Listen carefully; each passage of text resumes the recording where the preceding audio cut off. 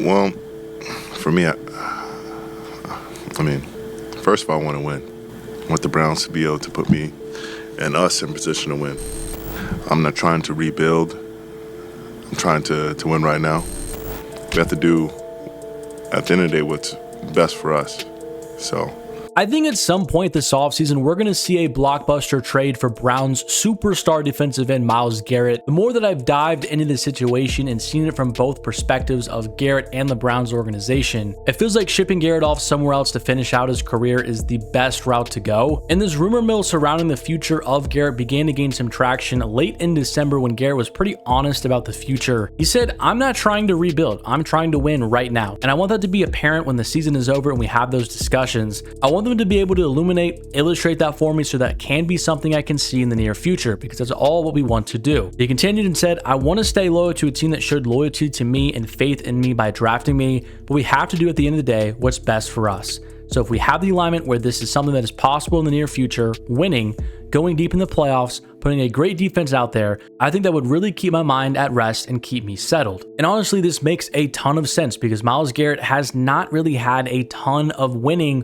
with the Cleveland Browns in his tenure. He only has one playoff win back in 2020 against the Pittsburgh Steelers. And while even in 2023 for Cleveland, they actually had a fairly good season, made to the playoffs once again as the number 5 seed, they got absolutely blown out in the playoff game against the Houston Texans. It really wasn't a close game whatsoever. And we saw Cleveland kind of come back down to earth this year again with having Deshaun Watson under center, him getting injured, and the Browns finishing with the number 2 overall pick in the draft once again. So when I think about this in Myles Garrett's shoes, he's going to be 30 years old next season. He's kind of entering the later years of his prime. He doesn't have a bunch of superstar football left, maybe 3-4 years if he can't have that longevity. Do you really want to spend those last few years of your career not winning, not making the playoffs in a stacked AFC North with not really a real option at the quarterback position? I don't think I would want to do that if I was a top-end competitor and superstar in the league like Myles Garrett is. And conversely, if I'm the Cleveland Browns and I'm about to enter probably a new rebuild soon because of all the money I've invested in draft picks into Deshaun Watson, which has been one of the biggest disasters and worst trades in sports history, it doesn't seem like Watson's going to play it all in 2025 due to his Achilles injury, which could be for better or for worse. But regardless, the Browns don't really have an answer at the quarterback position right now. Maybe they draft somebody with a number 2 overall pick, but drafting quarterbacks high, as Cleveland Brown fans know, it's always a toss-up in the air if they're actually going to end up being good or not. And still, with all the money that they're paying Deshaun Watson, this is going to handicap the team for the next couple of years at least, which won't allow them to put out the most competitive roster that they're capable of doing. So if I'm the Browns organization, we don't have an answer at quarterback, we don't really have a ton of flexibility or draft picks, why not trade away like one of the only players on my roster that has a ton of value and probably can fetch us at least 1 first-round pick and another premium pick? Maybe you spend that number 2 overall selection on Shedeur Sanders or Cam Ward, and then if you ship out Myles Garrett, you have a boatload of draft picks to then surround that rookie quarterback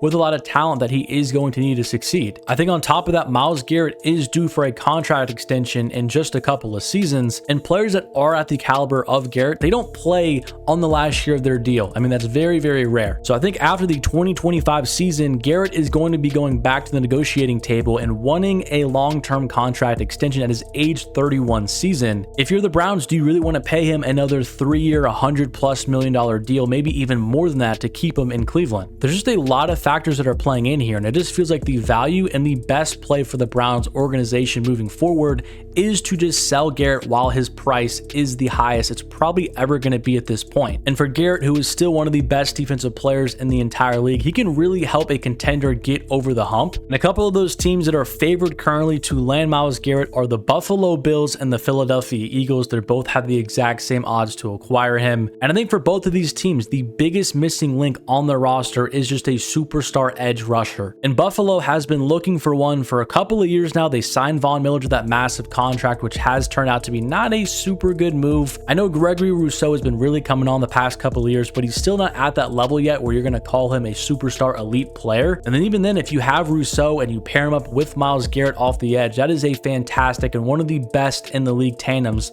rushing the quarterback. And there was also a post that went viral on social media when Myles Garrett commented on a photo on Instagram of Deion Dawkins, the star left tackle for the Bills, saying, quote, "He is like that." And then Deion Dawkins responded with, "Iron sharpens iron, your Himothy, my boy." And then routinely how all of this social media stuff works, instantly a ton of people were saying, wow, Myles Garrett to the Bills, Myles Garrett to the Bills. They started making jersey edits. And I'm not going to go that far. It seems like a pretty ordinary conversation just between two players in the comments section of Instagram. But it was kind of funny to see, especially after Garrett was open about his future. And for the Philadelphia Eagles, their defense has been much improved this year, but one element that they have been missing is their pass rush. Brandon Graham suffered a season-ending injury. Who knows if he will be back in 2025. Josh Sweat has kind of had a down year. Nolan Smith is still kind of progressing as a young player. And we know that Philadelphia and Howie Roseman love their defensive linemen and investing a lot of capital into that position. And if Myles Garrett did become available, I could definitely see Philadelphia being one of those teams that could make that blockbuster trade to add yet another superstar to that team. I mean, their roster would be absolutely ridiculous. Now, that is what I would do, and I think that is the best case scenario for Garrett and the Browns moving forward. But I do also get the other argument that you don't want to trade away some of the best players in your franchise's history. And I know that could be tough to see Garrett play on another team for Browns fans that saw this guy just be a dominant player for several seasons now. So maybe it's worth to keep Garrett to let him retire as a Cleveland Brown and go down as one of the icons of the franchise. I do get that side of the argument, and I do think that's kind of what the Browns are going to be selling him on this offseason. I do also want to mention that during a recent episode of Hard Knocks, Garrett did seem more optimistic about staying with Cleveland in the future. He said, "I've talked to general manager Andrew Berry.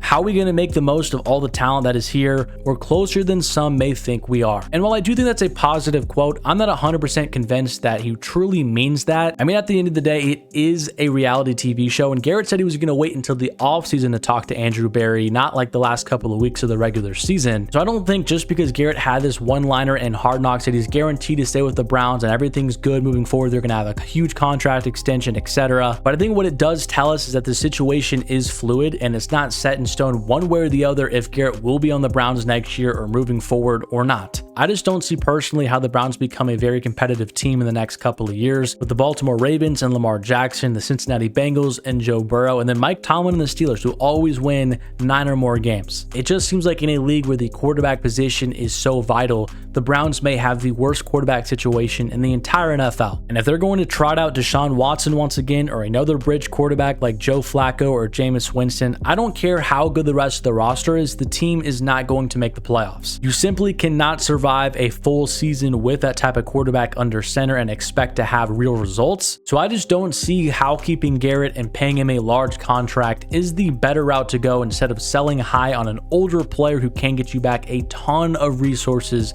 for a new rebuild that is on the horizon. So if I was running the Cleveland Browns and I was Andrew Berry, I would trade away Myles Garrett to the highest bidder this offseason and use the number 2 overall pick on Abdul Carter, who looks like a fantastic edge rushing prospect to kind of take over for Garrett in the next decade or so. Sign a bridge quarterback until Deshaun Watson can come back and play and kind of just ride out another down season, and then address the quarterback position in the 2026 draft when the quarterback class is seen as a lot better than this year's. So in this scenario, you save money against your salary cap, you bring in more draft capital, you get an elite edge prospect to step into Garrett's shoes, and you officially set your sights on 2026 and beyond with a new rebuild. But I want to know what you think about Myles Garrett and what you think the Cleveland Browns should do. Do you agree with me and think they should trade him away for a king's ransom, or do you think they should keep one of the best players in their franchise's history? Let me know what you think in the comment section down below and which team you think will actually land him if he does get traded. But subscribe to the channel if you are new, drop a like on the video if you did enjoy it, and as always, thank you so much for watching, and I'll catch you guys in my next one.